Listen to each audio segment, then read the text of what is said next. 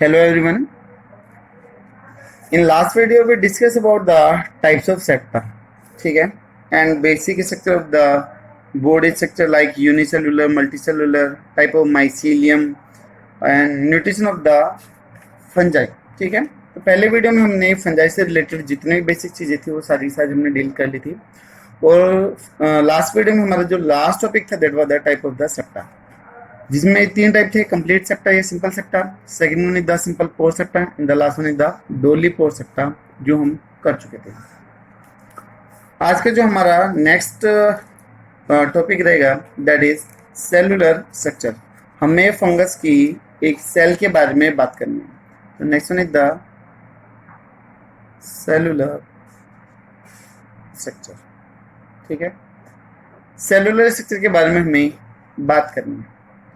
तो इसमें हम बोल सकते हैं कि देखिए जो फंगस थी वो यूनिसेलुलर भी थी, मल्टी सेलुलर भी थी, बट हमें यहाँ पे जो बात करनी है वो सिर्फ और सिर्फ एक ही सेल के बारे में बात करनी है कि एक सेल कैसी दिखाई दे, ठीक है। तो हम यहाँ पर बोले कि जो फंगस का जो मेन चीज है वो सेलुलोजिक सेल वॉल की होगी, एब्सेंट होगी।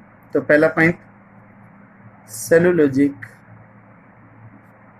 सेल वॉल इज एब्सेंट, ठीक है। बट कुछ सब क्लासेज है जिनके अंदर प्रेजेंट होगी, हम वो बाद में बात करेंगे। बट अभी ये देख लेते हैं कि सेलुलोजिक सेल वॉल क्या होगी, एब्सेंट होगी।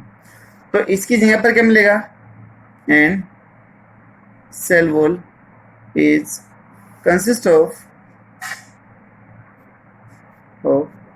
किसके बने होगी, काइटिन की, consist of the chitin, that is also known as the fungal cellulose, consists of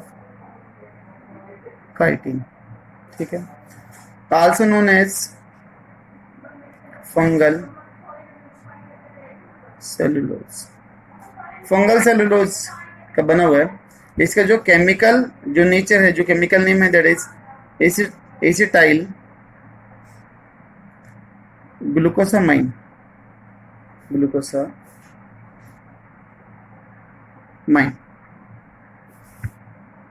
N acetyl glucosamine sugar है, यानी कि ये काइटिन, ठीक है।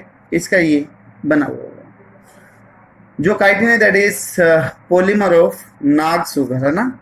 तो इसमें हमने पढ़ा था एन एसिटाइल ग्लूकोसामाइन, तो उसी का क्या है, ये पॉलीमर है। तो chitin is polymer of Nag sugar का पॉलीमर, ठीक।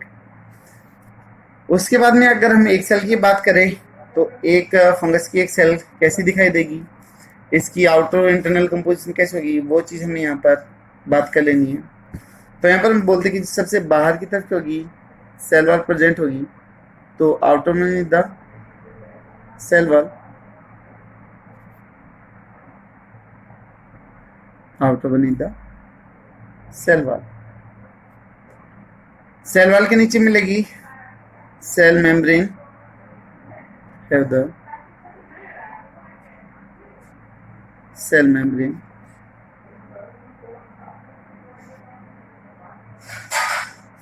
This one is the cell membrane, CM cell membrane. ये सेल मेम्ब्रेन बाहर की तरफ आउटग्रोथ कर गई, ठीक है। तो सेल मेम्ब्रेन आउटग्रोथ, और जो आउटग्रोथ करी है cell membrane that is also known as the lomasome. Lomasome इसको बोला है। इसका जो मेन काम होगा that is to increase the surface area, क्योंकि फंगस आपको पता है कि सेप्टोफिटिक नेचर की है, तो जो डाइजेस्टेड फूड होगा उसको अपटेक करेगी, ठीक है। तो फूड को अपटेक करना है तो सरफेस एरिया ज्यादा होना चाहिए, जो लोमासोम क्या करेगी, इंक्रीज करती है। तो increase surface area to maximize the absorption ज्यादा से ज्यादा हो, इसलिए यहाँ पर फोल्डिंग हो गई है, तो जिसकी वजह से ये बनी, ठीक है। अगर हम इंटरनल स्ट्रक्चर की बात कर दें तो जो फंगस है वो कैसी है, यूकैरियोटिक नेचर की है, जो फंगस है वो कैसे यूकैरियोटिक नेचर की है, तो fungus is eukaryotic cell, eukaryotic cell है। तो यूकैरियोटिक सेल है तो इसके अंदर न्यूक्लियस भी प्रेजेंट होगा, और जितनी भी बड़ी ऑर्गेनली है डबल मेम्ब्रेन बाउंडेड ऑर्गेनली, वो भी क्या होगी, प्रेजेंट होगी। So nucleus and double membrane bounded organelles are present. ठीक है, जैसे कि हो गई mitochondria, Golgi body, endoplasmic reticulum, nucleus, ये सभी चीजें प्रेजेंट होती हैं। ठीक है, अगर राइबोसोम की बात करें तो कितना आ जाएगा, दैट इज 70s आ जाएगा। एक ऑर्गेनली जिसमें एब्सेंट मिलेगी दैट इज द क्लोरोप्लास्ट, वो एब्सेंट होगी। तो जो डबल मेम्ब्रेन बाउंडेड ऑर्गेनली वो प्रेजेंट होगी, like endoplasmic reticulum, Golgi body, mitochondria.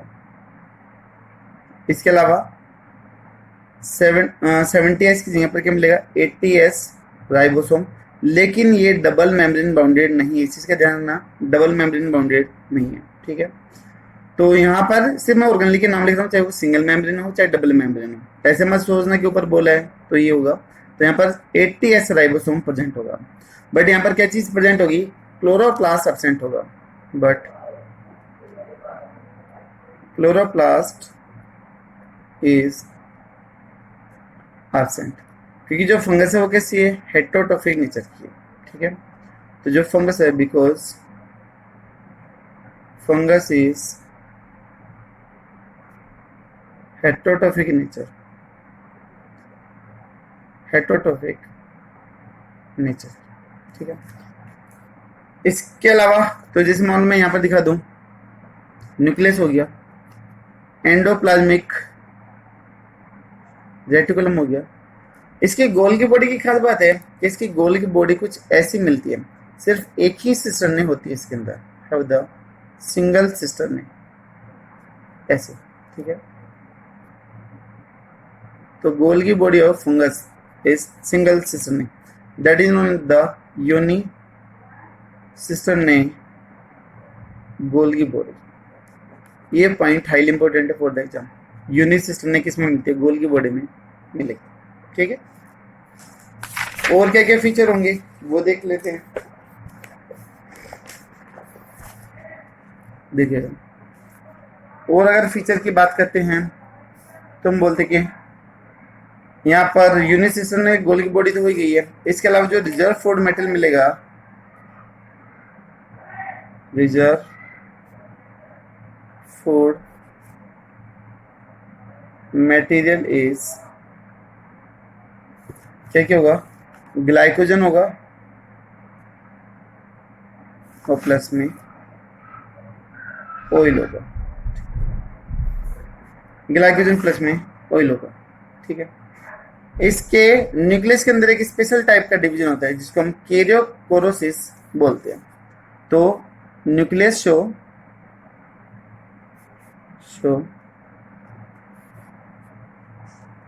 Special type of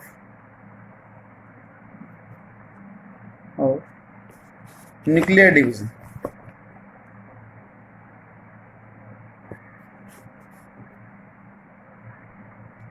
and that division in known as the, क्या बोलते हैं इसको, कैरियोकोरोसिस बोलते हैं, कैरियोकोरोसिस। एक तो नॉर्मल होता है जिसको हम कैरियोकाइनेसिस बोलते हैं, बट यहाँ पर कौन सा बोला है, कैरियोकोरोसिस बोलते हैं। दोनों में क्या क्या डिफरेंस होता है वो भी देख लेते हैं अभी साथ के साथ में। तो difference between the karyochorisis and the karyokinesis, तो एक तरफ कैरियोकोरोसिस और दूसरी तरफ आ गया कैरियोकाइनेसिस। ठीक है, तो ये दो चीजें हम यहाँ पर देख लेंगे। देखिए, कैरियोकाइनेसिस आपने पहले भी पढ़ा हुआ है, सेल डिवीजन के अंदर थोड़ा बहुत पढ़ा हुआ, तब न्यूक्लियर मेम्ब्रेन टूट जाए है ना, न्यूक्लियर मेम्ब्रेन टूटेगी, और जो स्पिंडल बनेंगे वो कहाँ पर बनेंगे, साइटोप्लाज्म में बनते हैं, तो उसको आप बोलते हैं कैरियोकाइनेसिस बोलते हैं। तो इसमें तो क्या कि न्यूक्लियर मेम्ब्रेन ब्रेक डाउन होती है, गेट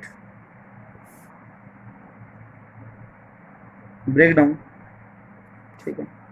दूसरा पॉइंट, जो स्पिंडल फॉर्मेशन होगी वो आउटसाइड द न्यूक्लियस होगी, यानी कि साइटोप्लाज्म होगी, जिसको आप एमटीओसी बोलते हो, माइक्रोट्यूब्यूल ऑर्गेनाइजेशन सेंटर बोलते हो। उसमें एक नाम आता है, दैट इज द सेंट्रोसोम आता है, वहां से आपकी स्पिंडल डेवलप होते हैं, ठीक है। तो spindle formation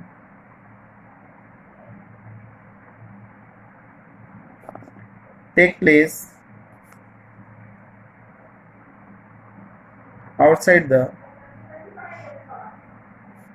nucleus, outside the nucleus through किससे बनेगी, सेंट्रोसोम से।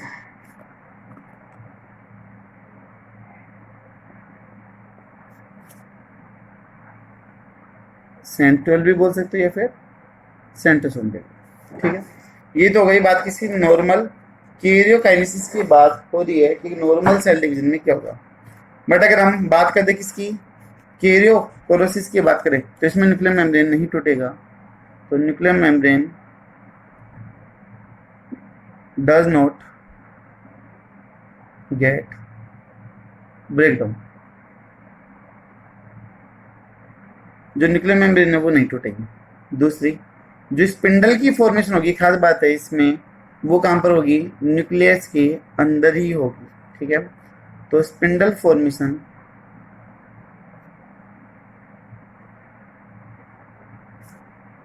Take place inside the nucleus, ठीक है। तो ये हो गई कैरियोकोरोसिस की खास बात, ठीक है, कि क्या होती है। एक बार हम सेल वॉल को थोड़ा सा और देख लेते हैं कि किस किस का पॉलीमर है, किस किस चीज का बना हुआ है। सेल वॉल को थोड़ा सा देख लेते हैं क्योंकि यहाँ से क्वेश्चन बनते हैं लगभग। तो सेल वॉल की बात कर लेते हैं। तो फंगल सेल वॉल,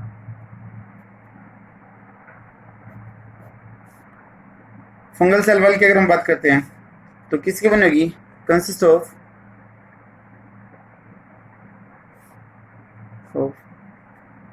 काइटिन, जिसको आप क्या बोलते हो, fungal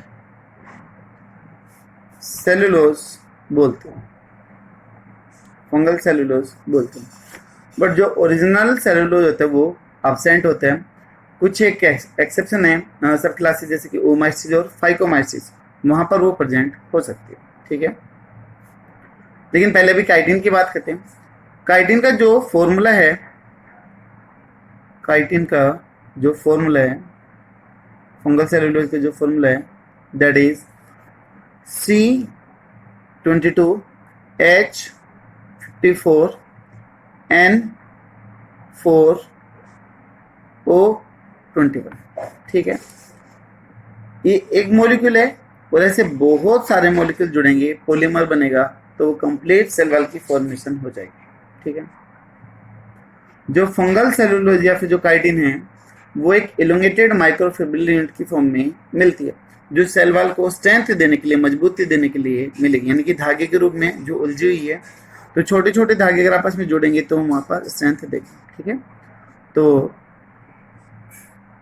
chitin found in, if you found as elongated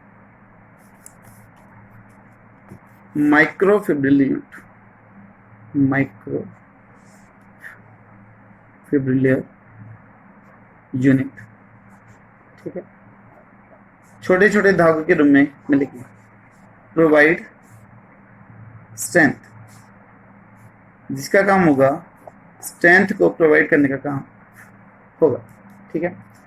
इसके अलावा किसका ये पॉलीमर है, तो देख लेते हैं। Chitin is the polymer of, बताया था, नाग एनिसिटाइल ग्लूकोसामाइन, जो क्या है एक तरीके का कार्बोहाइड्रेट है, शुगर है। CH का मतलब कार्बोहाइड्रेट, शुगर है, ठीक है। इसके अलावा प्रोटीन वगैरह भी यहाँ पर क्या होगी, प्रेजेंट होगी, ठीक है। इसके अलावा कहाँ कहाँ पर original cellulose cell wall present होगी, ठीक है। फिर मैं बता रहा हूँ, true cellulosic cell wall, true cellulosic cell wall present in किस किस में मिलेगी, कुछ जेनेरा है, जीनस के नेम है, पहले वो देख लेते बार। That is the peronospora, genera is the peronospora, spelling PER आएगा, ONO, प्नेरोस्पोरा, PENPERONO, प्रेनोस्पोरा, ठीक है इसमें। एंड सेकेंड वन जो जीनस है that is the saprolegnia, saprolegnia. इन दोनों जेनेरा के अंदर ट्रू सेलुलोजिक सेल वॉल मिलेगा, तो यहाँ से भी क्वेश्चन आपका बन सकता है, ठीक है। सब क्लासेस कौन कौन सी है जिसके अंदर ओरिजिनल सेलुलोजिक सेल वॉल मिल सकती है, तो सब क्लासेस में हम लिख देंगे नाम। First one is the oomycetes and the second one is the phycomycetes, oomycetes in the phycomycetes. कुछ ऐसे भी एग्जांपल है जिनके अंदर काइटिन की सेल वॉल एब्सेंट होती है, ठीक है, और जो सेल वॉल है वो किसी दूसरे कंपोनेंट की बनी रहती है। तो यहाँ पर हम देख लेते हैं, ये जितने भी हैं सभी पॉइंट मेन है इधर कंपटीशन एग्जाम के लिए। तो यहाँ पर जैसे कि ईस्ट है, और ये किसका मेंबर है, that is member of the एस्कोमाइसिस। East unicellular है, देखा था। एस्कोमाइसिस है, इसमें न्यूरोस्पोरा भी आएगा, पेनिसिलिन भी आएगा, और भी काफी सारे मेंबर आएंगे। तब हम इस क्लास को डील करेंगे तो डिटेल से पढ़ेंगे, ठीक है। तो ईस्ट के केस में chitin cell wall is absent, chitin की जो सेल वॉल है वो क्या है, एब्सेंट है। तो किसकी बनी हुई है, cell wall is consist of किस किस की बनी है, ये कंसिस्ट ऑफ द मेनन, या बायोमोलिक्यूल वाले चैप्टर में सुनेंगे, एंड बीटा ग्लूकन। मेनन और बीटा ग्लूकन का ये बना है, ठीक है। अब मेनन किसका पॉलीमर है वो हमें देखना है। जो मेनन है that is polymer of hexose sugar mannose, polymer of hexose sugar that is mannose, mannose sugar का ये पॉलीमर, ठीक है। इसी तरीके से जो बीटा ग्लूकन है, beta glucan that is polymer of glucose, इसका पॉलीमर है पॉलीमर ऑफ ग्लूकोज, ग्लूकोज की बहुत सारी यूनिट के जुड़ने से बना है। इसी तरीके से मेनन है, वो मेनोस की बहुत सारी यूनिट के जुड़ने से बना हुआ है, ठीक है। तो ये हो गई फंगल सेल वॉल के बारे में बेसिक बातें, ठीक है। अब हम कुछ बेसिक चीज़ों के बाद में फिर चलते हैं। अब इसके क्लासिफिकेशन के ऊपर चलेंगे कि किस किस ग्रुप में डिवाइड कर रखा है, कौन कौन से फिर उसमें रिप्रोडक्शन के टाइप आएंगे, वो वहाँ पर हम देखेंगे, ठीक है। तो नेक्स्ट वन हम बात कर लेते हैं about the classification of fungi की। बार बेसिक बातें देख लेते हैं। क्लासिफिकेशन ऑफ फंजाई, देखिए अलग अलग बुक में अलग अलग तरीके से क्लासिफाई कर रखा है, ठीक है। जो सबसे बेटर है मेरे अकॉर्डिंग वो आपको मैं एक बार समझा देता हूँ इसमें कि किस हिसाब से कर रखा है। फंजाई को सबसे पहले दो मेजर ग्रुप के अंदर क्लासिफाई कर रखा है, डिवाइड कर रखा है। एक आगे that is the myxomycetes, first one is the myxomycetes, और दूसरा आ गया यूमाइस्टिस। मिक्जोमाइस्टिस इन द यूमाइस्टिस। जो मिक्जोमाइस्टिस है that is known as the false fungi, इसको आप फोल्स फंजाई बोलते हो, क्योंकि इसके केस में थैलस लाइक स्ट्रक्चर की फॉर्मेशन होगी और अमीबोइडल टाइप मूवमेंट वो दिखाई देता है। इस टाइप के जो आप फंजाई पढ़ते हो, किसमें पढ़ते हो? प्रोटिस्ट में पढ़ते हो, जिसको आप स्लाइम मोल्ड बोलते हो। तो thallus is form of amoeboid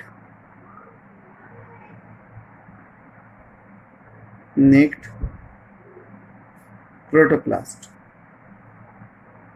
ठीक है, यूरो पहले स्टार्टिंग में एक साथ में रखे गए थे, लेकिन जैसे जैसे किंगडम बनते गए, 5 किंगडम क्लासिफिकेशन आते गए, वैसे वैसे प्रॉपर्ली उनको हमने अरेंज करना स्टार्ट कर दिया। तो अभी इसको जो रखा गया है वो किस में रखा गया है? Now place into protista kingdom. किस में जाएगा? प्रोटिस्टा किंगडम में आता है, जिसको आप स्लाइम मोल्ड बोलते हो। तो मिक्जोमाइस्टिस हो गया। दूसरा यूमाइस्टिस। जो यूमाइस्टिस है they are the true fungi.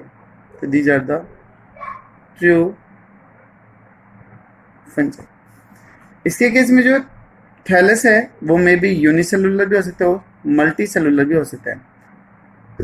तो थैलस मे बी यूनि और मल्टी सेलुलर, एक से ज्यादा सेल का भी हो सकता है। फिलामेंटस होगा, फिलामेंटस। सेल वॉल क्या होगी? प्रेजेंट होगी, सेल वॉल प्रेजेंट। ठीक है, अब इसमें कौन कौन सी क्लासेस आ जाएगी वो हमें यहाँ पर देख लेंगे। तो इस यूमाइस्टिस को जो ट्रू फंजाई है उसको कुछ छोटे ग्रुप के अंदर डिवाइड कर रखा है, जिसको हमने क्लासेस बोल दिया। ठीक है, क्लास या फिर सब क्लास बोल दिया। कौन कौन सी है? पहली जो बड़ी क्लास आ गई दैट इज द फाइकोमाइस्टिस।